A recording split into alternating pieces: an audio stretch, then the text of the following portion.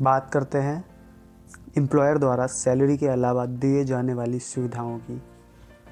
तो आमतौर पर आपने देखा ही होगा कि सरकारी नौकरियों में जो होते हैं उन्हें रहने के लिए क्वार्टर्स या फिर किसी कॉलोनी में पर्टिकुलर सेगमेंट में उनकी रहने की व्यवस्था आमतौर पर सरकार के द्वारा की जाती है। इनके अलावा भी जो नॉन गवर्नमेंट भी होते हैं, बड़ी रैंक पे होते हैं या फिर एमएनसीज वगैरह में होते हैं, तो वो उनके एम्प्लॉयर भी उन्हें रहने की फैसिलिटी प्रोवाइड करवाते हैं। तो एक्चुअली में इसका ट्रीटमेंट क्या होता है? ये जो रहने की फैसिलिटी होती है, इसे टेक्निकल टर्म में हम कहते हैं रेंट फ्री एकोमोडेशन। और हम इसका टैक्सेबल ट्रीटमेंट देखते हैं कि ये होता क्या है। एम्प्लॉई अगर यूनियन मिनिस्टर है या फिर leader of opposition in parliament है या पार्लियामेंट का कोई और ऑफिशियल है, तो हम उसके टैक्स का नाम नहीं लेंगे उसके सामने। पाप है उसके सामने टैक्स का नाम लेना।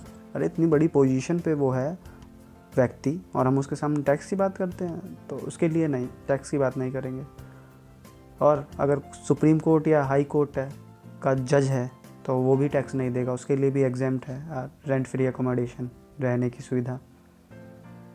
और अगर गवर्नमेंट या फिर एम्प्लॉयर अपने एम्प्लॉय को किसी ऐसी साइट पे भेजता है जो कि थोड़ा सा आउटवर्ड टाइप है, रिमोट एरिया में है और वहाँ माइनिंग वगैरह का काम चल रहा है, डैम साइट है, एक्सप्लोरेशन साइट है और ऑयल का वहाँ एक्सप्लोर किया जा रहा है, ऐसी जगहों पे अगर एम्प्लॉयर अपने एम्प्लॉय को भेजता है तो उसको वहाँ पे भी जो HRA रेंट फ्री एकोमोडेशन है वो एग्जेम्प्ट है।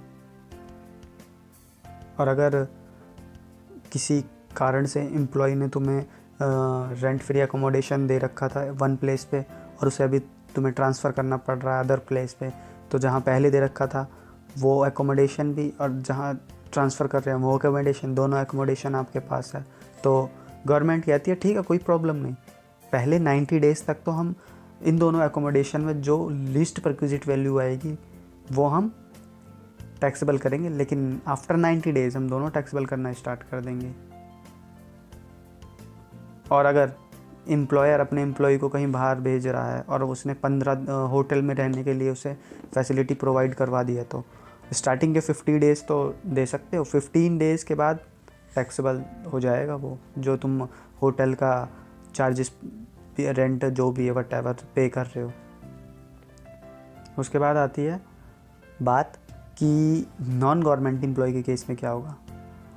एक चीज़ और, अगर इनके अलावा कोई गवर्नमेंट एम्प्लॉय है तो उसकी जो टैक्सेबल परक्विजिट वैल्यू है वो होगी लाइसेंस फीस जो कि प्रेस्क्राइब कर रखी है इनकम टैक्स ने। और नॉन गवर्नमेंट एम्प्लॉय है तो ये देखेंगे कि नॉन गवर्नमेंट एम्प्लॉय, मान लो कि फॉर एग्ज़ाम्पल सलमान खान है। सलमान खान एक ऑफिस में लगा हुआ है, मान लो कि किसी राहुल गांधी के ऑफिस में सलमान खान जॉब कर रहा है, तो राहुल गांधी के ऑफिस में अगर सलमान खान जॉब कर रहा है तो हम ये देखेंगे कि क्या राहुल गांधी ने जो सलमान खान को रहने के लिए घर दे रखा है वो राहुल गांधी का अपना है या राहुल गांधी ने लीज पे ले रखा है। अगर राहुल गांधी का अपना है तो जो टैक्सेबल वैल्यू होगी परक्विजिट की वो डिपेंड करती है कि वो घर जिस एरिया में है उस घर की एरिया की पॉपुलेशन क्या है। अगर पॉपुलेशन 10 लाख तक है तो 7.5% ऑफ सैलरी ये परक्विजिट की टैक्सेबल परक्विजिट वैल्यू हो जाएगी। और अगर वहाँ की पॉपुलेशन 10 लाख से 25 लाख के बीच में है तो 10% ऑफ सैलरी परक्विजिट वैल्यू हो जाएगी जो कि टैक्सेबल होगी। और अगर 25 लाख से ज़्यादा है तो इनकम टैक्स डिपार्टमेंट कहता है कि 15% ऑफ सैलरी वो तुम्हारी परक्विजिट वैल्यू होगी टैक्सेबल। राहुल गांधी कहते हैं ठीक है मैं लीज पे ले लेता हूँ। मोदी जी ने कहा रुको बेटा, लीज पे ले लो, कोई दिक्कत नहीं। लीज पे लेने पे परक्विजिट वैल्यू होगी 15% ऑफ सैलरी और एक्चुअल रेंट जो पे कर रहे हो उन दोनों में से जो लोअर होगा वो तुम्हारी परक्विजिट वैल्यू हो जाएगी। राहुल गांधी परेशान, उधर सलमान खान भी परेशान। सलमान खान ने कहा आपने मुझे रहने के लिए एकोमोडेशन तो दे दिया लेकिन इसमें कोई फर्नीचर ही नहीं है, मैं कैसे रहूँ, मैं परेशान हूँ। तो राहुल गांधी ने कहा ठीक है फर्निश्ड हम एकोमोडेशन देंगे तुम्हें। फर्नीचर अगर आ गया तो फर्नीचर के लिए अब बात वहीं आती है कि फर्नीचर राहुल जी ख़रीद के देंगे या फिर लीज़ पे लेके देंगे। अगर ख़रीद के देते हैं तो 10% ऑफ एक्चुअल कॉस्ट जो है वो टैक्सेबल परक्विजिट वैल्यू हो जाएगा सलमान खान जी के लिए। और अगर लीज पे लेके देते हैं तो टैक्सेबल वैल्यू जो हो जाएगी वो एक्चुअल हायर चार्जेस पेड या पेबल जो भी है वो हो जाएंगे। तो ये सब था परक्विजिट के बारे में। Thank you.